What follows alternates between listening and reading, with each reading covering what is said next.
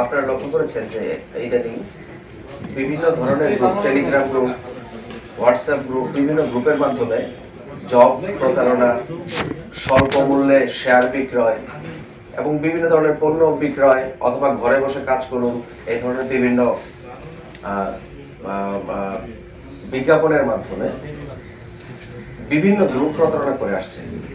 আমরা প্রচুর পরিমাণে অভিযোগ পাচ্ছি। সে অভিযোগগুলা আমরা জিডি আকারে পাচ্ছি, মামলা আকারে পাচ্ছি, কিন্তু আমরা ক্রমেই দেখলাম যে এই ধরনের অভিযোগ প্রচুর পরিমাণে বেড়ে যাচ্ছে। একদম সমাজের সকল স্তরের লোকজন প্রতারিত হচ্ছে। এই জিনিসটা আমরা যখন লক্ষ্য করি, ডিবি সাইবার ডিভিশন ডিএমপির আমাদের ওয়েব বেস টিমকে আমরা দায়িত্বটি দেই যে এই প্রতারণার মূলে কারা আছে একদম সমূলে উৎপাদন করার চেষ্টা আমরা করি। এখানে বিভিন্ন ধরনের লেয়ার আছে, first layer, second layer, third layer. সব লেয়ারগুলো আমরা পার হতে হতে আমরা এই প্রতারণার একদম মোটামুটি মূল পর্যায়ে যেতে পারি। সেখানে দেশি বিদেশি একটি চক্র কাজ করছে। এই অভিযানে আমরা বিগত এক সপ্তাহ ধরে আমরা সারাশি অভিযান পরিচালনা করি ঢাকার বিভিন্ন থানায়, বিভিন্ন এলাকায়। সেখান থেকে আমরা কোনো একটি বাসা থেকেই পাওয়া গেছে ৫১,০০০ সিম।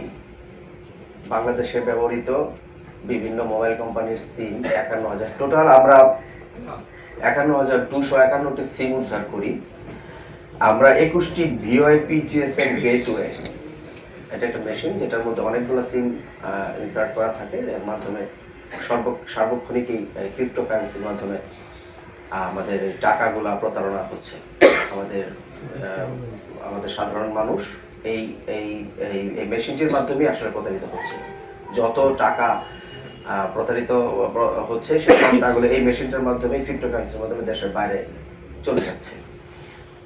এই অপারেশন আমরা এক সপ্তাহ ধরে করে আসছি। আমরা এখনো অপারেশনের মধ্যেই আছি।